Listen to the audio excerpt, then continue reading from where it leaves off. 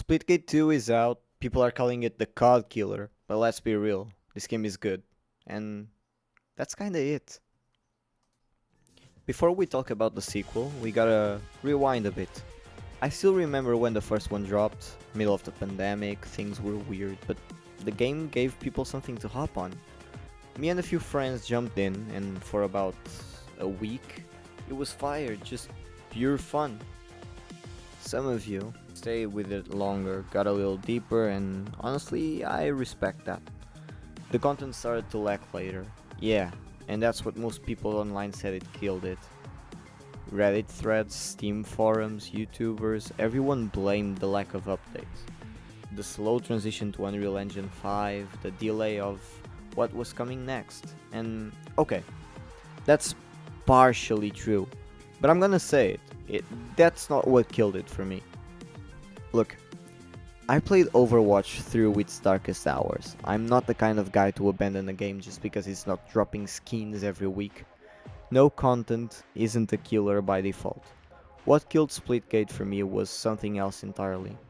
It was that underlying feeling that the gameplay didn't evolve. And I honestly think that the same thing is going to kill this sequel too.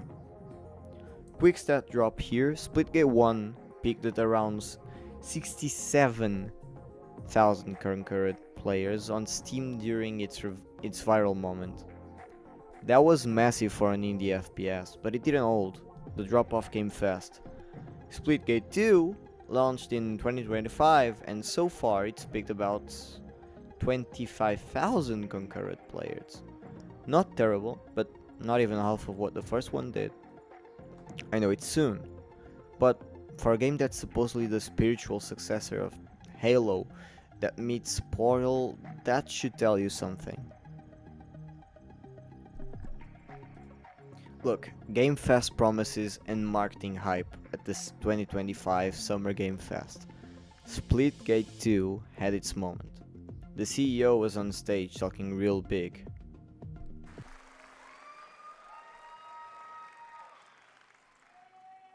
Hey guys, I'm Ian Prue, the co-founder of 1047 Games. When we started Splitgate in our dorm room, we just wanted to make a game we could play with our friends, and 20 million of you played with us. Now, with the help from our amazing community, we've built Splitgate 2. Why?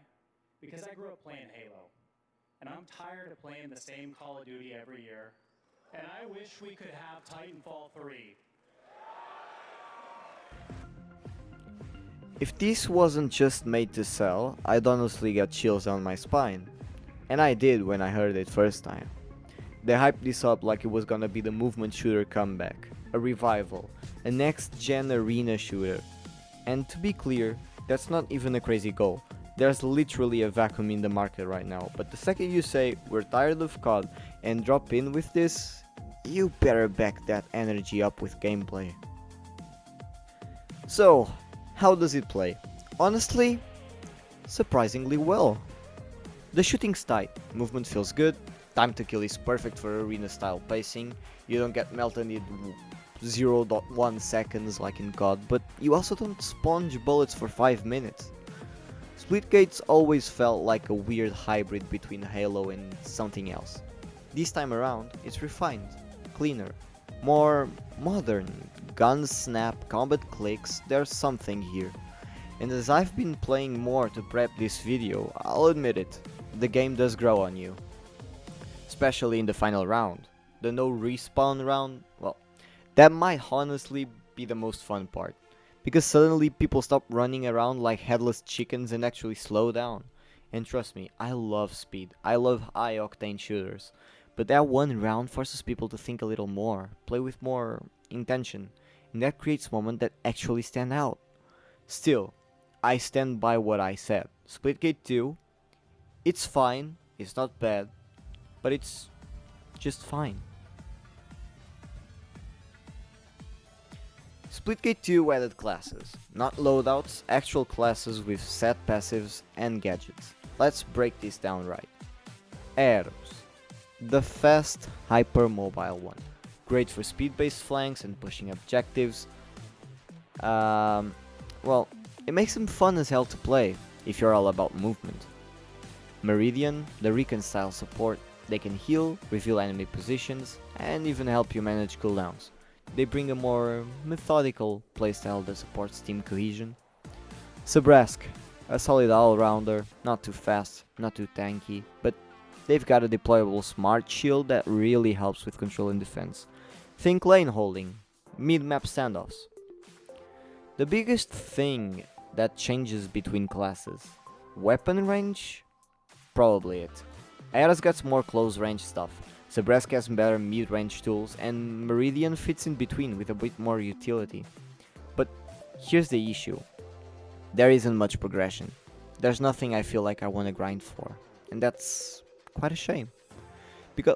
Because when a game gives you something to earn, even if it's small, it makes every match feel more meaningful. Not just for sweats trying to climb rank, but for casual players too. I'm not asking for COD style prestige grinds here, just give me a few weapons or abilities I can unlock over time. And I know there are, but still a bit dry as for now. I don't think the patches are coming fast enough to change that. I just think that they're not gonna change it much. But who knows? Who knows? Maybe I'm wrong. So, weapons. Technically, they're fine, but there isn't a lot of difference between what you start with. Every class basically gets similar guns with slight tweaks for playstyle.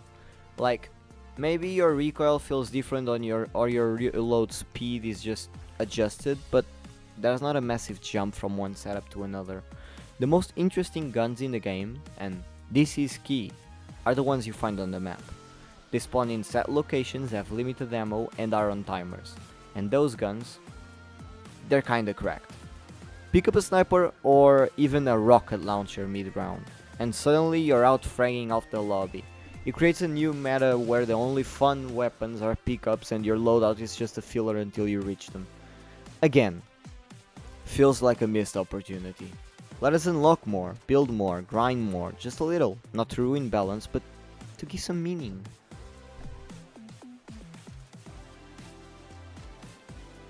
So, Splitgate 2 also brought back classical modes, some good game modes. We have Takedown, Elimination, round-based last team standing. We got Control Point, old zones like Domination. We got the Greedy Round, I don't know if I'm saying it well, but like, it's like Capture the Flag where you have to carry the ball to the end, you need to steal a ball from your enemy team and then you gotta get it to your base. It's total chaos, but it's really fun. Then you have King of the Hill, well, you know the drill. You have Gun Game, Free For All, Capture the Flag, and yes, Plant and Defuse. A bomb mode where one team sets, the other defends. High tension. These are mainly the normal modes we have, like COD modes, but they're fast, fun, competitive, and the map design allows for good team play. The maps are big, but not too big. They're not like a cluster, like in COD. They feel good. So they create good moments between you and your team. You can actually coordinate in this game. That's rare nowadays. Normally in games you just run and kill. And honestly, if you're gonna hop in, grab a friend. This isn't the kind of game where solo queue really shines. Not yet. But get one or two buddies in, especially in those final no respawn rounds, and yeah, you'll have a good time. Ah, the portals. Portals. They're Splitgate's identity. The idea is amazing. Shoot, move, bait, escape, all through rips in space. But in execution, well, most of the time you place a portal just to say you placed a portal. The maps limit where you can put them, and half the time you're walking in circles trying to make them useful. People defend this as a high skill ceiling thing, but nah, it's just undercooked. I forget to use them, and I'm still playing fine. That shouldn't happen if portals are the whole thing. And that's what I think kills Splitgate. The game is great. The shooting, the movement, the modes, it's all there, but the very thing they're selling it on, portals, in a real match, well, they feel a bit forgettable. It's not about skill ceiling, it's about impact, and the portals, for all their flash, just don't change matches the way they should. Look, but I get it, it's a tricky spot to be in. If you let players use portals more freely, pros will dominate. Public games will turn into nightmares. Portals would break the balance, so I'm not saying it's easy. What I am saying is that Splitgate is fine. Like, as it is really just fine. But it doesn't deserve all this hype. It's just a good game across the board, not the best. And I really believe this. Give it a bit of grind, let players work towards something that would make it addicting. That's the part that could keep people playing. As it is, the game might die fast, and that sucks because it's generally a great game. This video might even be coming out late, but that's kind of the point, because the one thing that could save Splitgate 2. With Splitgate 2, we asked ourselves, how would we take portals to the next level? What if you could portal to entirely different worlds? So we combined the action, movement, and gunplay of arena shooters with the scale and intensity of something much bigger. Splitgate Battle Royale launches free right now, and it's fucking awesome.